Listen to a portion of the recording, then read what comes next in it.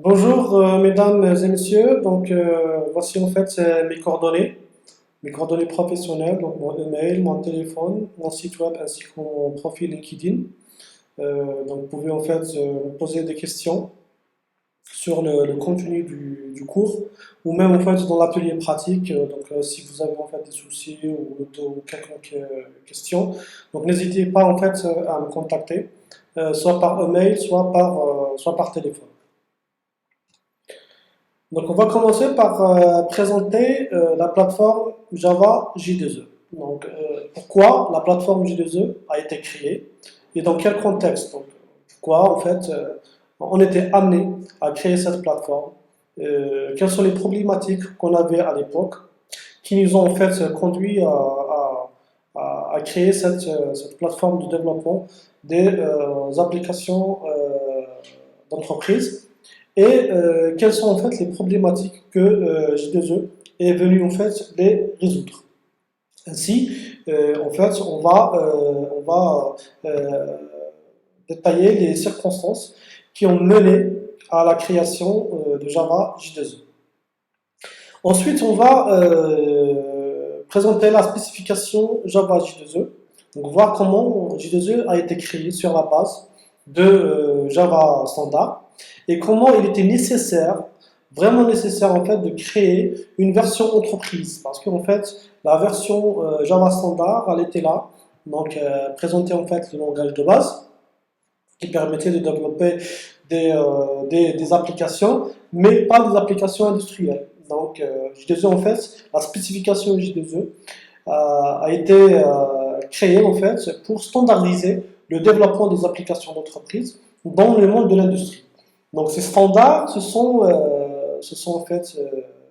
en fait que des API et des services offerts par cette plateforme pour faciliter le développement des applications distribuées et robustes. Troisième point, en fait, on va aborder les différents types d'architecture qu'on peut implémenter avec la plateforme Java J2E. Donc, on va en fait voir comment les architectures J2E ont évolué depuis le temps de la création de la première version et comment en fait une bonne architecture euh, pourrait en fait résoudre toutes les problématiques d'une entreprise et pourrait aussi en fait réduire drastiquement le prix et le coût en fait de développement des applications d'entreprise. Et ensuite, en fait, on va toujours dans ce point-là, définir en fait, lister les avantages et les inconvénients de chaque type d'architecture. Bien sûr, en fait, on va commencer par l'architecture la plus simple, c'est l'architecture 3 tiers, et comment a été évolué vers une architecture 1 tiers, et comment à la fin, en fait, l'architecture hexagonale est venue en fait pour révolutionner le monde de développement des applications d'entreprise. Quatrième point, en fait, on va aborder toutes les technologies et API disponibles dans la plateforme J2E et comment en fait ces technologies ont permis aux développeurs de se concentrer sur la logique métier de l'entreprise et déléguer en fait les services de bas niveau à la plateforme. N'oublions pas que Java J2E a été à la base créé pour faciliter en fait le développement des applications distribuées et offrir en fait des services de bas niveau comme la gestion de transactions, la sécurité, l'audit, le déploiement, la communication entre les composants distribués, etc. Tous ces services en fait ils sont offerts par la plateforme et qui permettent en fait d'avancer rapidement dans le développement des applications d'entreprise. Donc, dans le cinquième point, en fait, on va aborder les nouveautés de Java J2E et notamment en fait la dernière version qui a apporté pas mal de nouveautés, notamment le batch processing, le concurrency, les WebSockets et l'adoption du HTML5, etc. Et à la fin, on va lister en fait le panorama des serveurs d'application qui sont compatibles avec Java J2E et qui implémentent soit une partie ou l'intégralité de la spécification J2E et quels sont en fait les services et les API qui sont implémentés par chaque serveur. Et aussi, on va lister les points forts et les points faibles de chaque serveur.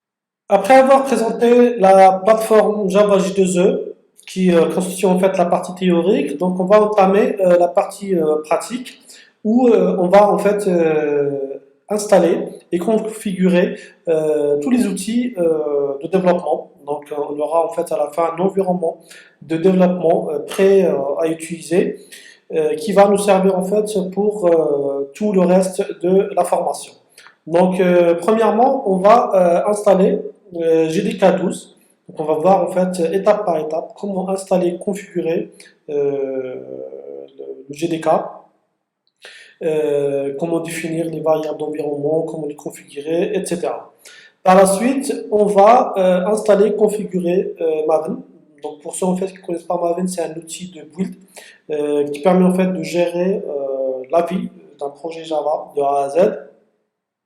C'est lui en fait qui va permettre de compiler, de builder, de déployer et même en fait on va voir de lancer le serveur d'application en environnement de développement. Donc par la suite en fait on va installer et configurer IntelliJ EDA la version Community qui est une version gratuite. Donc on va prendre en fait une des dernières versions, la 2019.1, qui va en fait nous aider à développer l'application en fait de démonstration qui va en fait évoluer pendant toute la formation. Et on va en fait l'intégrer bien sûr avec Maven, donc configurer et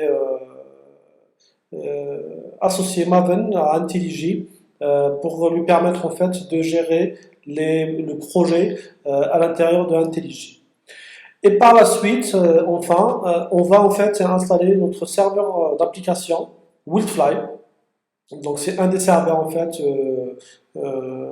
d'application les plus répandus, les plus robustes, et qui va en fait héberger notre application de démonstration.